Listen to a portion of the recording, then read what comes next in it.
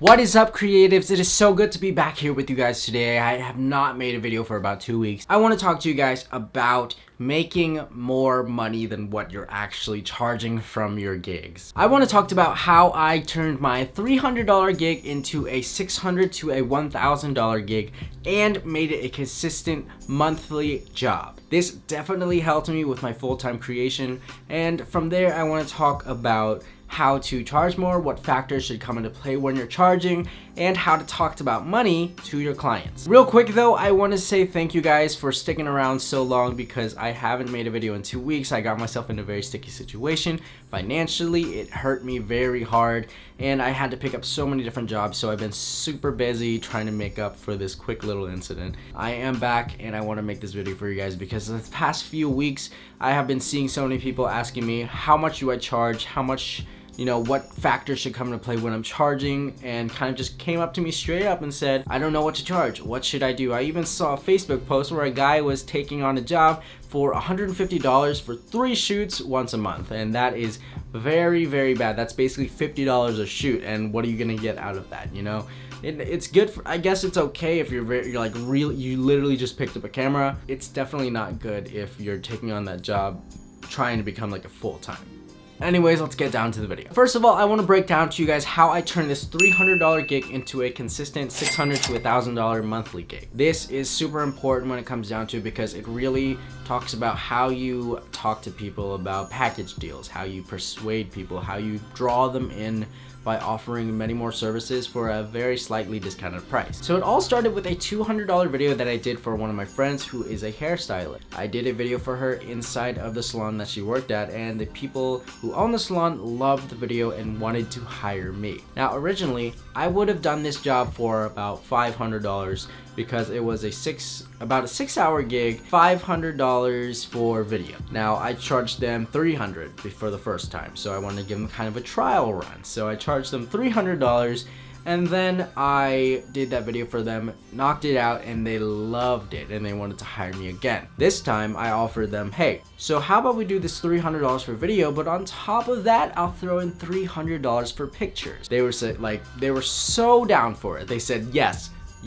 perfect. We need this content. Let's do it. I charge them $300 for photos and $300 for videos. That's $600 total. So already you can see that I'm adding in this package deal because that's just the basic package, because I was sitting around for 6 hours because when you're doing hair, there's not that much to capture. There's only so much you can capture at a time because everything just takes so long. So I figured I could do video and then drop it after about halfway and take some pictures of that same process and then go back, do video again, and take more pictures, so kind of dual wielding the cameras. From there, on the third job, I offered them this. How about if you want individual videos for each stylist, I will charge you $100. And they said, yes, let's do it. And then from there, they did about 3 to 4 different stylists alone for each video, each gig. So it was from $600 for photos and videos to about $800 to $900 for photos, videos, and then videos for each individual stylist. And then lastly, I offered them boomerangable videos, 10 for $100. And that was like they just knocked it out. They were like, yes, you're killing me, but yes, let's do it. I love it. So I did that for them, and that turned it into a $1,000 job consistently throughout every month. And that really helped me out with becoming a full-time because it gave me a consistent income that was just enough to pay my bills so that I could survive and then focus on getting other jobs to keep up for the next month and keep, staying alive. So some tactics that I used in there was bundling things together. Now you can definitely hire a friend if you can't do it yourself. If you want to say, hey, let's do a package deal. You and me, we're gonna do a package deal. We're gonna both make some money.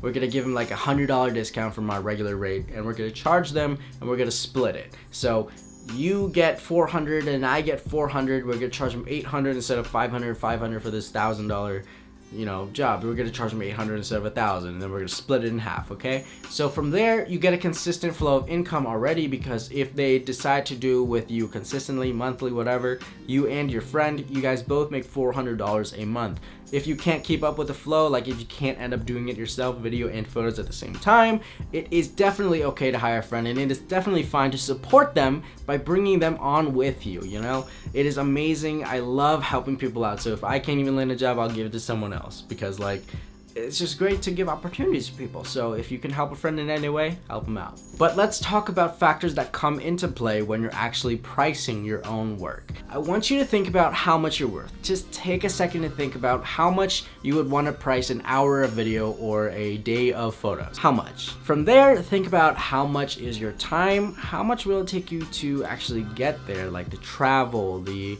gas, the food that you might want to eat when you're getting there or leaving the job. And then I want you to take that number and double it. So let's say you were thinking about 300 or 400, double that number. If you're thinking under $200, then triple it. If you're thinking under $200 for any of your services, triple your number. If you're thinking higher than 200, just double it. You definitely deserve more than you think you're worth. So from there, after doubling it, give them that number. That's what you want to give them. You want to shoot as high as possible without making it unreasonable. The higher you shoot, the more you'll get out of it. If they can't meet your price, they'll just say, sorry, that is out of my budget. And then they'll either tell you your budget, or you can ask, okay, what's your budget? Let me know, I wanna work with you, let's see what we can do together. From there, you actually get their budget, their price, and you can milk the most out of them. And if you wanna make it seem nicer, let's say that you asked for 800, they said, sorry, our budget is only 600. Just be like, that's fine, let's do 500, and then that extra 100, that's leeway. They can tip you, they can hire you next time. You're kind of giving them like a feel that, hey, this guy's actually kind of nice, he's kind of looking out for us a little bit. Let's give him a tip, or let's hire him again. He's really good at what he does, and he gave us a slight discount off our budget, so let's bring him back. Personally, I see it as a very kind gesture to not charge the max budget possible, because I've gotten lots of gigs where they said, my budget's 400, my budget's 600. I always charge about 100 less than their budget if I know that they're, fishing for money, or they're not filthy rich. So if they're not filthy rich, give them a little bit of leeway, give them some slack, be a nice guy, because they can hire you again and again and recommend you to so many different people that can be your clients. So you definitely need to make those connections, and being nice to them is definitely a way to build a connection. I've had so many friends benefit off of just that advice alone. Charge more than you were going to originally. Double your price. My friend was going to charge $400 for a gig that he got. I told him, no, charge 800. See what happens there. He messaged me back the other day and said, yo, thank you so much for the advice. I actually landed that gig for $700. Thank you. He made $300 more than he was going to originally make because he decided to charge double his price, and that definitely did things for him. You don't know how much they have or how much they're willing to spend, and they don't know how much you're actually going to charge. So the higher you shoot, the better, because if you charge higher, all you have to do is whittle your way down to meet their original budget and kind of find a balance in between the two. Definitely always charge higher. That is the most important advice that you'll ever get out of this video. Double your price, charge a lot higher than you think you will. Just really give yourself some credit for doing what you do, because it takes a lot of time, it takes a lot of effort, and you definitely want to make a living for it. How do freelance photographers make it? How do freelance videographers make it? They charge more than they're worth because people can pay it, they just won't if you don't know their actual budget. So the higher you charge, the better, because then they can't kind of maneuver their way around you to pay you less, So always charge higher. Most important piece of advice to come out of this video. The two things, let's just run through everything once again just to kind of refresh your mind.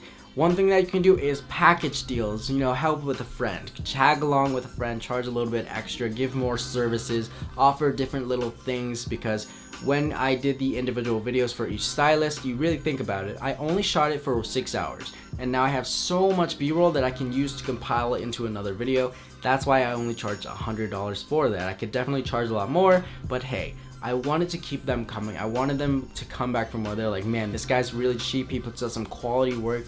but at the same time, I'm also making enough money to pay off my bills with a little bit extra. I took that, and then I also booked more jobs on top of that and kept a consistent income. And then I actually got another gig that was very consistent, and it's about $200 per video edit. So I did $200 per video edit there, and that gives me about 4 videos a month or so. So I keep doing that consistently, and I get some more income over and over and over, and then from there I kind of just sit there and do monthly work, and on top of that I have a ton of time left over for traveling and landing other gigs, because the remote gigs are amazing because I can knock them out on the laptop while I'm in LA, or on the laptop when I'm in New York or something, while I'm on another job. So it is definitely real. The second thing is to remember how much you're worth. Your time, your travel, your food, your expenses, everything. Take that price, whatever you think you're worth, double it, triple it, charge so much more, and you'll make the most out of your money. One thing that I hate seeing is having creatives underpaid because they don't know how to charge, how to price, how to talk to people about their money. Now, if you're talking to a client and they think that your price is too high, or you want to help them understand why your price is too high, you can tell them this. Break it down for them. Have a price breakdown. So let's say you charge $1,000 for a video. Why do you charge $1,000 for a video? So you quote them. Let's say if they come to you and ask you, hey, what's your rate for this? You tell them, hey, my rate is $1,000. This is pretty much the breakdown of the price. So I will be editing the video, I will be shooting the video, I will be traveling, I have to bring all the gear. The gear is worth the X amount of money. It's gonna be pretty expensive to carry around, to rent, or to bring around. This is also gonna pay for food, gas, and any other travel expenses that might come into play when getting to this point, as well as time for myself and all the editing time with the final product release. And if you want raw footage, this is gonna be an extra charge. That is the price breakdown, and when you break down the price for people, they become so much more understanding, because they're like, oh, okay, so this is pretty much why it costs so much. This is everything that we're getting out of it, because a lot of times people will give a price flat out, just throw them like, this is my price. And people are like, okay, but I was just asking for this little task. I don't understand. So you gotta break it down for them, because a lot of people don't understand. So you gotta tell them everything that you're gonna be doing, everything that they're going to get out of it, and you're gonna give them all of that so that they understand where you're coming from with the price, and they're gonna be more understanding, more lenient. They'll be like, yeah, okay, that makes sense. Might give you a few questions for you to answer, but then they might end up agreeing. That is all. I think this was a kind of a long video. Thank you guys so much for watching. Thank you guys so much for sticking around while I was gone for so long. It means the world to me. If you guys are new here, make sure you guys hit that subscribe button. I hope this video helped you out. Yeah. Thank you again, and I will see you guys in the next video. I've got a lot of video ideas coming up, but I have to find the time to execute them. So I hope you guys will stick around for the next one. See you guys later. Peace.